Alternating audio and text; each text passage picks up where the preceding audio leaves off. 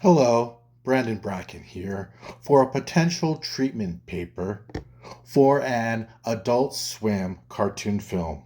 The title of the film is called The Prince of Darkness regarding Maria's hand and the wardrobe malfunction. It's a three-part story about the scope of charming love through the initiation archetype of adulthood. The setting time starts in 1972 and measures about 60 years. The tone is fraught with satire.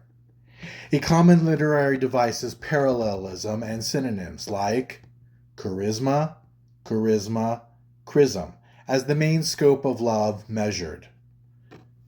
The main characters are Brandon, who finds it a struggle to perceive a good love versus a poor love.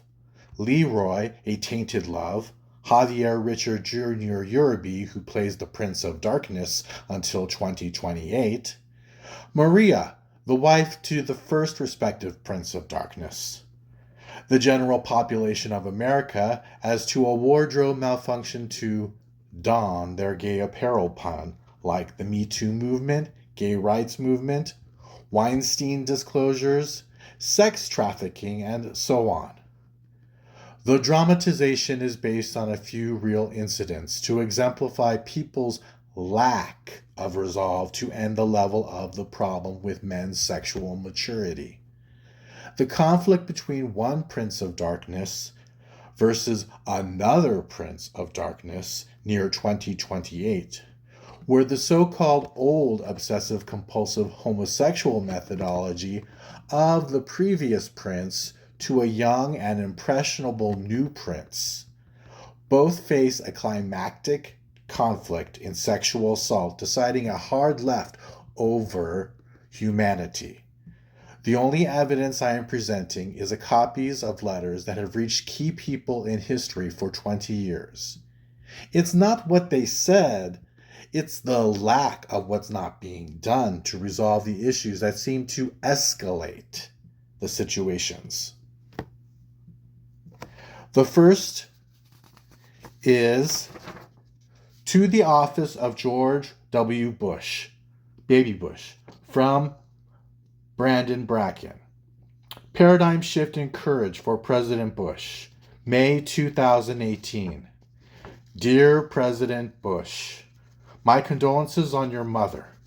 I just lost my 99-year-old grandmother recently, the one who let me use her typewriter when I wrote the first time to you during the second term of office during the War on Terror and the access to evil, so I empathize with you. I wanted to once write about how you try to defend every inch of American soil, but my means are meek, humble, and strange. My strange vernacular, for example, then or now, might parallel Joan of Arc, who had a nightmare that relayed a fight which ended in mental illness accusations. I did not know if my stigma might diminish your image or character, but I was adventurous to try. Sadly, I recused myself due to a microcosm that occurred in Mifflin County, Lewistown Prison in Pennsylvania. This occurred right after Hurricane Katrina. In scope, you had a full plate, and the only proof I had was based on records of 14 days of jail. There were two people I suspected in that prison that could have allowed an access of evil to enter American spirit. This letter is more inductive reasoning. What you choose to do with it is more deductive reasoning for the future.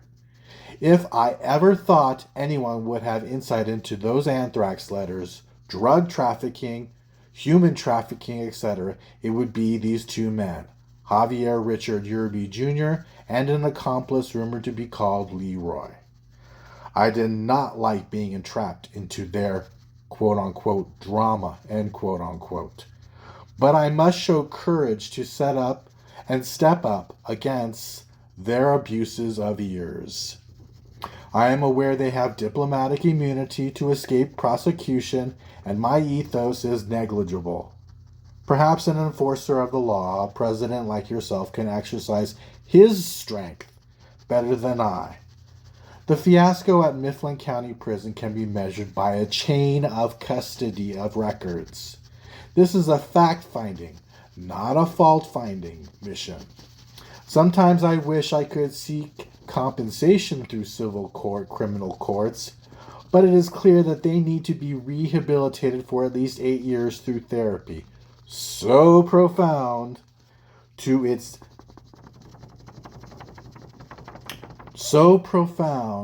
dismantle some of their drugs and despair lurking in their minds. I think Ronald Reagan's war on Colombian drugs still lurk in those two minds. I even wrote to Cardinal Mahoney a deposition about one of his foundation members, Javier Richard Yerby Jr. I Facebooked Los Angeles Archdiocese. I wrote an affidavit to the Secret Service about my concerns. Quote, "Were you ever informed properly through Homeland Security?" End quote. I am astounded by the lack of resolve to have helped your campaign. I wanted to only help you and people in this country. I really look forward to your response before an axis of evil reigns supreme. Your time and consideration is important, Brandon Bracken. The next letter I wrote was August 24th, 2021, and it was to President Bush Jr. again. My name is Brandon Bracken, a disabled veteran. I once tried to reach out to you in your second term as president and wrote a letter and story excerpt page highlighting a counter-argument to Michael Moore's Fahrenheit 9/11 and your mission to fight an axis of evil. Because to me it was not all quiet on the western front of California and how thoughts were trying to cast you as a Mussolini figure, when in fact you were trying to defend every inch of American soil. While I visited Washington, D.C., I saw your efforts to infrastructure to Pentagon and Homeland Security. But when I visited the church grounds you and your wife attended every weekend, on one particular evening I saw a burned circle ideogram with a maze on the perimeter, and at the center was a person symbol. It looked identical to a money clip wallet picture I had before it broke and was discarded. Whoever threatened your church grounds and burned the pyrotechnics, I suspected was someone, the alias Leroy, who did not like me or the story I proposed through the White House. I became guarded and even slightly paranoid about why. Later that year, after Katrina's aftermath, for 2 weeks, I was detained in Mifflin County Prison, Pennsylvania. That man again was there, Leroy. While I was in the observation cell, he was ushered through an exit and yelled at me, "Forget you!" I believe this man, through his dark ties to cocaine trafficking and human trafficking. I don't know how he got a hold of my letters that I sent to you. I believe he has some diplomatic immunity. I've even heard some secondary sources from Fabian Victoria Belmonte from 1999 that he evades court persecution and prosecution. I humbly ask you to request an investigation, focusing on your chain of custody battles, and be aware of how evil this man is. If you need more intelligence, I could make a partial identification. Regards, Brandon Bracken. This one is a letter that was basically generic. It was called a Congressional Investigation Proposal into Javier Jr. Richard Yerby's Activities from 1973 to 2028. It was sent to various members of Congress, both the House of Reps, and to various representatives of the Senate, like Boxer, Pelosi, Feinstein, Lee, and a few others, to say the least. Purpose: Investigate an axis of evil progenitor. Oversight Committee, Foreign Policy Committees, Homeland Security Committees, and other improvements to other congressional committees gild the lily of President Bush's management of change. The Speaker, Brandon Bracken, back then 43 years old, Air Force veteran, living in Barstow, California, a bachelor's of safety in occupational safety and health. Resolution: economic sanctions, house arrest, public transparency, diplomatic sanctions to end an axis of evil and defacing the ethos of the United States. Observations and inferences based on Fabian Victoria Belmonte in California or Stephen Galindo of Whittier, California, prior a year to 9/11 attacks. Examples of immigration families sexually exploited through sexual trafficking of these two men, both Leroy and Javier Richard Uribe Jr. Brandon Bracken, Mifflin County, Lewistown Prison. 2 weeks of illegal detention on a due process rights violation, while entrapment and extortion were suspected within an alias Leroy and Javier Uribe Jr., violating basic human rights and attempting to sexually exploit me in 2006 near Halloween. Historical accounts: 1986 Reagan Colombian drug war.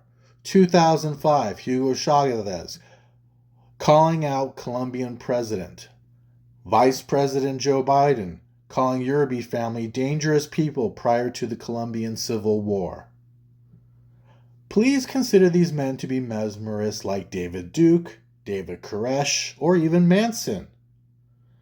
My opinion is that these men will try to deface the soul of America. Please practice oversight and vigilance with their tactics.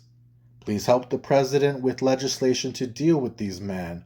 Included is 2 letters from different presidents with suggestions and insights.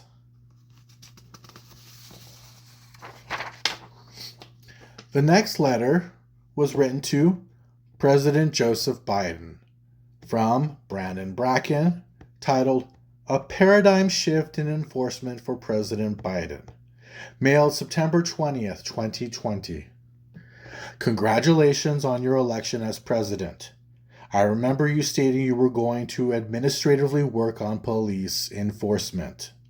While you are in office, 1, I wanted to notify you as a whistleblower that some tactics used were a violation of my civil rights and an example of others violated as well. 2nd, to humbly ask you to do a thorough investigation of my complaint of 2 individuals, Javier Uribe Jr. and an accomplice named Leroy, who have diplomatic immunity, but not the law enforcement details entourage that elicit entrapment and extortion for these individuals. During my detention of 14 days in prison, there were some good law enforcers who swore to me that he wanted me dead. And be careful, these men are mesmerists. I recognize the argument between law enforcement agencies really hit a lot of civil and criminal violations. I think you need to gut out people who align themselves to be mesmerized by these 2 groups. I would suggest timely media transparency in this matter as well. These 2 men tried to manipulate media sensationalism since the anthrax situation to cover their agendas in civil war in Colombia, drug trafficking in America, and human trafficking while in the USA.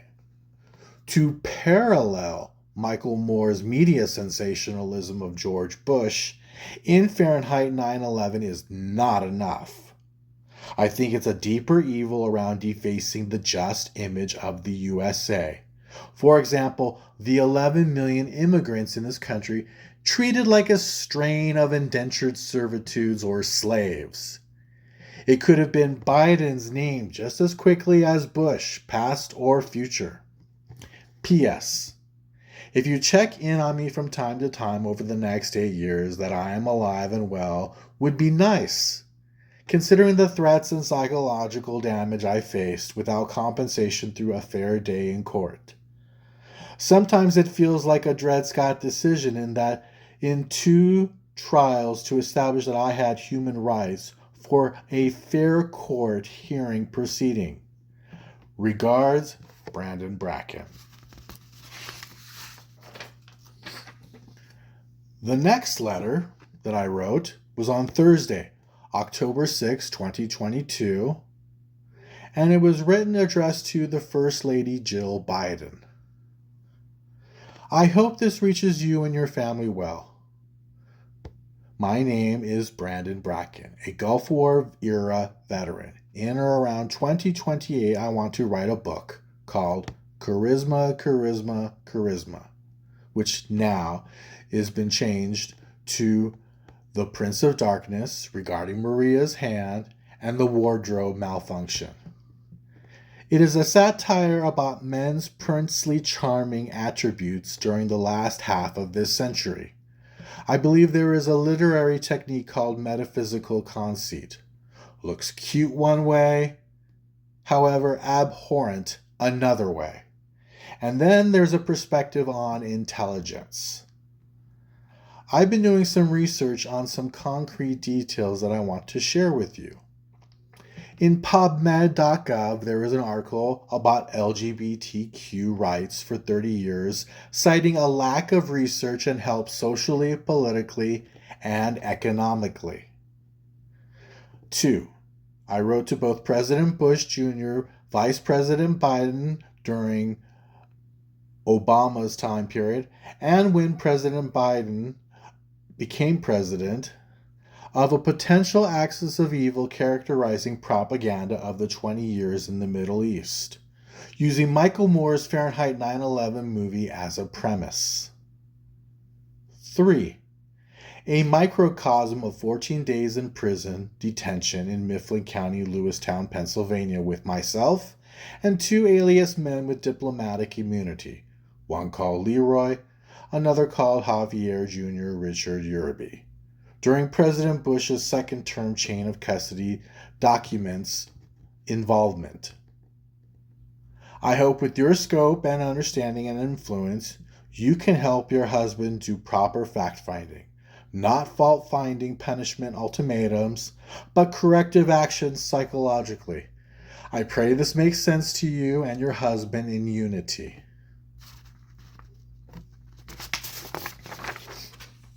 This one was a Gmail complaint to the magistrate in Mifflin County, Pennsylvania. The magistrate is like a judge who presides over certain types of decisions that occur in his district. My name is Brandon Bracken. I am a veteran, a writer, who visited and was detained for 14 days in Mifflin County Prison. I hope this reaches the magistrate well. This situation happened in 2005 around Halloween and the first week of November. My name was processed as Barnyard Barkin. I did not get fingerprinted and due process rights were not processed correctly. The judge tried to clear the situation, but I am looking at the scope as a writer in a macro thinking sense. I'll give an example of macro thinking. 2 examples of risk management was in blood typing recruits in the military records. Large amounts of results were wrong and not corrected through military bases and composite healthcare systems. The second is a preventive maintenance and accuracy of anthrax bacillus versus subtilis or flavus being normal flora of the throat. In 2000, I expressed my frustrations with my scope in the military to 2 individual civilian immigrant families in California, and they understood what the don't ask, don't tell policy for guys was. Both Fabi and Victoria and Steve and Galinda were treated as sexually trafficked victims by 2 men involved in communism and had diplomatic immunity to escape prosecution. Based on Scope in 2005, I wrote an excerpt and sample page to President Bush's White House about a potential axis of evil. When I visited Washington, D.C., it was to write a book defending Bush from my opinions of how it looked after Michael Moore's Fahrenheit 9/11 movie. While in D.C., the great cathedral of D.C. got vandalized by pyrotechnics of a maze with an individual in the center. It was identical to my money clip in an ideogram form. I suspected Vivian Victoria's assailant, going by Leroy as the alias, did, but I had no physical proof. This Leroy lived a mile from my grandmother's house in Chula Vista, California. His lawyer, who also lived within a few miles and was Stephen's assailant in drugs that lived a block away from this Leroy, I believe these two aggressors were in Mifflin County Prison while I was detained there as well. In a chain of custody, there should be evidence to the presence of them both in the prison.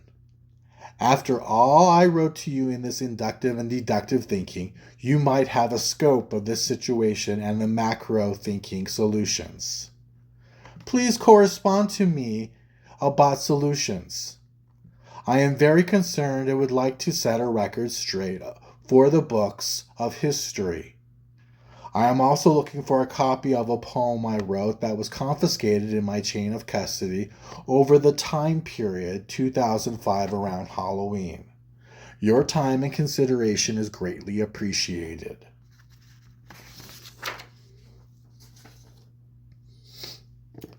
The next one is a President Joseph Biden letter. I hope this reaches you well considering the circumstances. I have a problem with situations that I tried to clear up. To me, it shakes the foundation of the intent of basic human rights. The system is broken slightly and needs to be fixed. I tried to contact the complaint lines of local, state, and federal agencies to resolve this violation of laws under several presidential administrations about immunity versus my basic human rights. I am seeing a weakness in diplomacy similar to Woodrow Wilson's administration, which led to World War II. I am now taking a hint to cowboy diplomacy to reach out to my perpetrators, but to no avail. I wait and see. Obviously, I look to you as President Biden. I realize it may ruffle feathers, but it is necessary. Here is a copy of a letter that I wrote to a perpetrator, to Javier R. Yerby, from Brandon J. Bracken. Hello. I hope this reaches you well. The purpose of this letter is to problem solve a situation that occurred in Mifflin County, Pennsylvania, near Lewistown. While I was illegally detained, some police were overheard that you were, quote, a mesmerist, end quote, and several times stated that, quote, he wants you dead, end quote. I would like to see you if you really felt that way with a proper motive, since I cannot understand why, and take a diplomatic approach to your immunity to law. Instead of me being haunted and scared by this situation, I wanted to offer a peaceful intention to your psychological misunderstanding. Apparently, being a Catholic under Stephen Galindo's or your wife's eyes, I want to suggest, quote, love your enemies, end quote, and suggest an industry simulation game, and both you and I can hobby through as an olive branch. From 2022 to 2028, I want to offer my consultation and services on a meditation game. We could hold in person around a maximum of 8 times and meet on GoToMeetings or WebEx platform up to 150 times, like a rosary.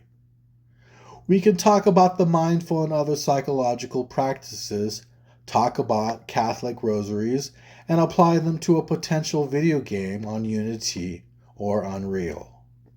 My goal is to work on a game as a message of peace. You may gain gratification on your end as inspiration toward your grandchildren and other children. We both may gain economic insight democratically, but not through communism. Quote, "Give unto Caesar what is Caesar's, and give unto God what is God," as the coined passage goes.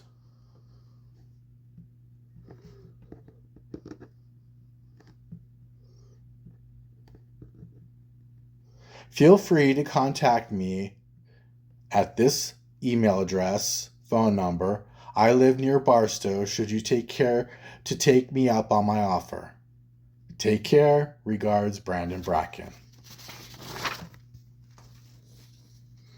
The last letter or document that I wish to present that happened to have a lack of response in any sense of the word of sent words is to the Secretariat of His Holiness, Pope Leo XIV of Vatican City, from Brandon Bracken.